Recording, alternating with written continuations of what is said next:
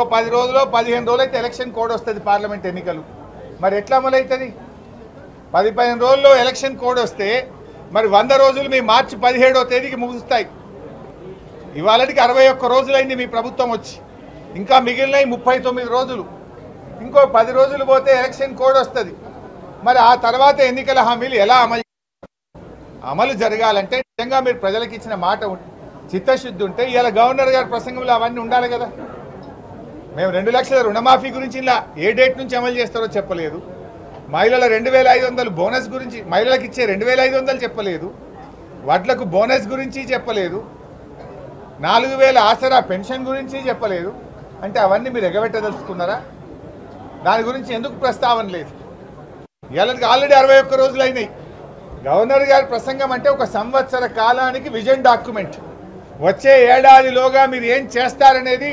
ప్రతిబింబించే విధంగా గవర్నర్ గారి ప్రసంగం ఉంటుంది అంటే వచ్చే ఏడాదిలో ఈ కార్యక్రమాలు అమలు చేయ రెండే విషయాలు మీరు ప్రస్తావించారు ఒకటి 500 గ్యాస్ సిలిండర్ ఇస్తామని రెండవది కరెంటు ఉచిత కరెంటు 200 యూనిట్లు ఇస్తామన్నారు మిగతా వాటి ప్రస్తావన లేదంటే వచ్చే ఏడాదిలోగా మిగతావి అమలు కావని చెప్పకనే మీరు చెప్పారు 2 విషయాలు మాత్రమే చెప్పి మిగతా విషయాలు చెప్పకపోవడం అంటే వచ్చే ఒక సంవత్సరంలోగా 4000 పెన్షన్ ఇయ్యము 15000 రైతు బంధు ఇయ్యము బోనస్ ఇవ్వము 2500 మహిళలకు ఇవ్వలేము అనే విషయాన్ని చెప్పకనే చెప్పినట్టుగా భావించాల్సి వస్తుంది ఏది చెప్పలేదంటే వేరు 2 అంశాలు మాత్రమే చెప్పారు మిగతా అంశాల ప్రస్తావన లేదు అంటే వచ్చే ఒక సంవత్సర కాలములో మిగతా అంశాలు అమలు కావు మేము 100 రోజుల్లో అమలు చేయలేమని చేతులెత్తినట్టుగా భావించాల్సి వస్తాం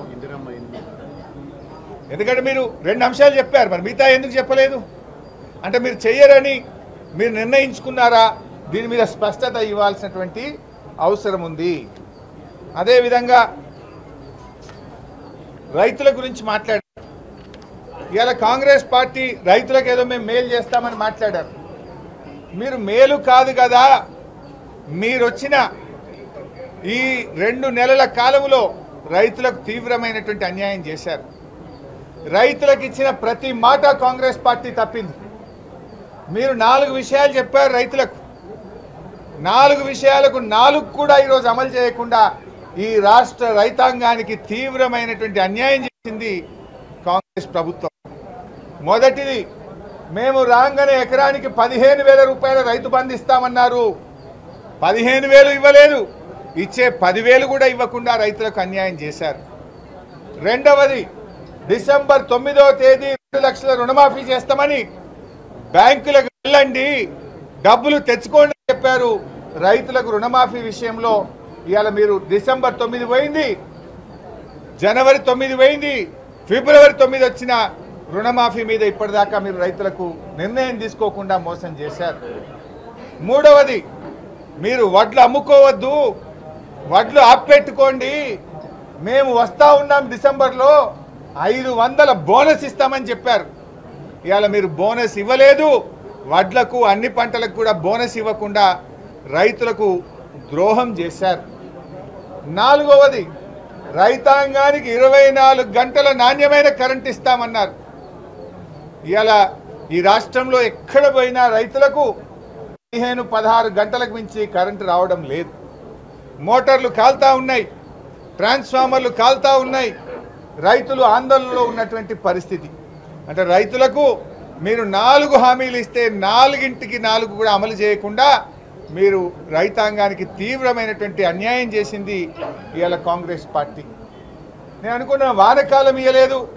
ఇప్పుడు యాసంగి పంట వస్తుంది మార్చి ఏప్రిల్ నెలలో యాసంగి పంట వస్తుంది కనీసం యాసంగి పంట కన్నా బోనస్ ఇస్తారేమో అని మేము ఆశపడ్డాం గవర్నర్ గారి ప్రసంగంలో రైతులకు అన్ని పంటలకు మేనిఫెస్టోలో చెప్పినట్టు బోనస్ ఇస్తారేమో అని మేము ఆశగా గవర్నర్ గారి ప్రసంగాన్ని విన్నాం కానీ రైతులకు బోనస్ విషయంలో పంటలకు ఇచ్చే బోనస్ విషయంలో గవర్నర్ గారి ప్రసంగంలో నామమాత్రపు ప్రస్తావన కూడా లేకపోవడం మాకు తీవ్రమైనటువంటి నిరాశ కలిగింది అదేవిధంగా గవర్నర్ గారి ప్రసంగంలో మేము 40,000 కోట్ల పెట్టుబడులకు తెచ్చాము అని చెప్పి మరి చాలా గొప్పగా చెప్పారు దావోస్కు వెళ్ళాం, 40,000 కోట్ల పెట్టుబడులు తెచ్చామని చెప్పే ప్రయత్నం చేశారు. నేను ప్రభుత్వాన్ని అడుగుతా ఉన్నా, ఆ 40,000 కోట్లు ఎవరెవరు పెట్టుబడులు పెడుతున్నారో ఒక వైట్ పేపర్ రిలీజ్ చేసి ప్రజల ముందు పెట్టాలని చెప్పి నేను ఈ ప్రభుత్వాన్ని డిమాండ్ చేస్తూ ఉన్నా. ఎందుకంటే ఎక్కడ కూడా స్పష్టత లేదు, కేవలం గొప్పలు చెప్పుకోవడానికి ఒక అర్ధ సత్యాలను గవర్నర్ గారితో చెప్పించారనేటువంటి అభిప్రాయం కలుగుతూ ఉంది. నిజంగా 40,000 కోట్ల పెట్టుబడి వచ్చుంటే దాన్ని వెంటనే వైట్ పేపర్ రూపంలో విడుదల చేయాలని చెప్పి కూడా నేను కోరుతా ఉన్నా. విద్యుత్ గురించి కూడా చాలా గొప్పగా చెప్పారు.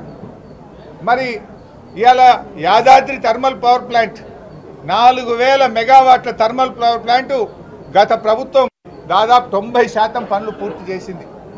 గట్టిగా పనిచేస్తే నెల రోజుల్లో ఉత్పత్తికి సిద్ధంగా ఉంది. కనీసం విద్యుత్ ప్రస్తావనలో దాని గురించి ఒక మాట మాత్రం కూడా చెప్పిన పరిస్థితి లేదు. మూసీ నదిని మేమే ఏదో గొప్పగా పునరుద్ధరించబోతున్నామని చెప్పారు. అది ఇప్పటికే ప్రారంభమైంది. యాక్చువల్గా మూసీ నది పునరుద్ధరణ జరగాలంటే ముందుగా అందులోకి మురికి నీరు రాకుండా చూడాలి. మురికి నీరు మూసీలోకి రాకుండా చూడాలని మా ప్రభుత్వం అధికారంలో ఉన్నప్పుడు 3,500 కోట్ల రూపాయలతో 52 ఎస్టీపీలను మేము పెట్టాం. ఇప్పటికే 10ల సంఖ్యలో ఎస్టీపీలు పూర్తయి మూసీలోకి మురికి నీరు పోకుండా అవి పనిచేయడం ప్రారంభించాయి. అంటే మూసీ పునరుద్ధరణ గత ప్రభుత్వంలోనే మేము అప్పటికే 3,500 కోట్లు పెట్టి దాన్ని ప్రారంభించాం. మూసీకి ఫస్ట్ దాని పునరుద్ధరణ జరిగే ముందు మురికి నీరు మూసీలోకుండా పోకుండా చూడాలని 52 ఎస్టీపీలను పెట్టే ప్రయత్నం కూడా మా ప్రభుత్వం గతంలోనే చేసింది. సరే, ఏది ఏమైనా ఈరోజు గవర్నర్ గారి ప్రసంగం అర్ధ సత్యాలతో కూడుకున్నది. మరి నేను అనుకున్నాం ఉద్యోగస్తులకు 1వ తారీఖే జీతం ఇస్తామని చెప్పారు. నిజంగా జీతం ఇచ్చారేమో, దాని గురించి ఏదన్నా గొప్పగా గవర్నర్ గారి ప్రసంగంలో కనబట్టదేమో అని చూసాం. అది ఎక్కడా ప్రస్తావన లేదు. కానీ క్షేత్రస్థాయిలో చూస్తే 7వ తారీఖు వచ్చినా ఇంకా ప్రభుత్వ ఉద్యోగస్తులకు వేతనాలు పడలేదు. అవుట్సోర్సింగ్ కాంట్రాక్ట్ ఉద్యోగుల పరిస్థితి అయితే మరింత ధీరంగా తయారైంది. 3 నెలల నుంచి 2 నెలల నుంచి కూడా అవుట్సోర్సింగ్ ఉద్యోగులకు కాంట్రాక్ట్ ఉద్యోగులకు జీతాలు పడతలేవు. ప్రభుత్వ ఉద్యోగులకు ఆనాడు మా మీద బర్ధనం చేసిండ్రు, దుమ్మెత్తి పోసే ప్రయత్నం చేసిండ్రు. కానీ ఇలా 6వ తారీఖు 7వ తారీఖు వచ్చిన ప్రభుత్వ ఉద్యోగులకు ఇంకా వేతనాలు పడుతున్నటువంటి పరిస్థితి లేదు. ఇలా ఒక్కొక్క విషయం బయటపడతా ఉంది. ఈ ప్రభుత్వం యొక్క నిజాయితీ ఇలా ఏందనేది ఇప్పుడిప్పుడే ప్రజలకు అర్థమవుతా ఉంది. ఏది ఏమైనా గవర్నర్ గారి ప్రసంగం 1 సంవత్సర కాలానికి ప్రభుత్వం యొక్క విజన్ డాక్యుమెంట్. ఆ విజన్ను ఆవిష్కరించడంలో, ప్రజలకు విశ్వాసం కల్పించడంలో, ప్రజల ఆశలను నిజం చేసే విషయంలో ఈ గవర్నర్ గారి ప్రసంగం చాలా దూరంగా ఉంది. తీవ్రమైనటువంటి నిరాశను కల్పించింది.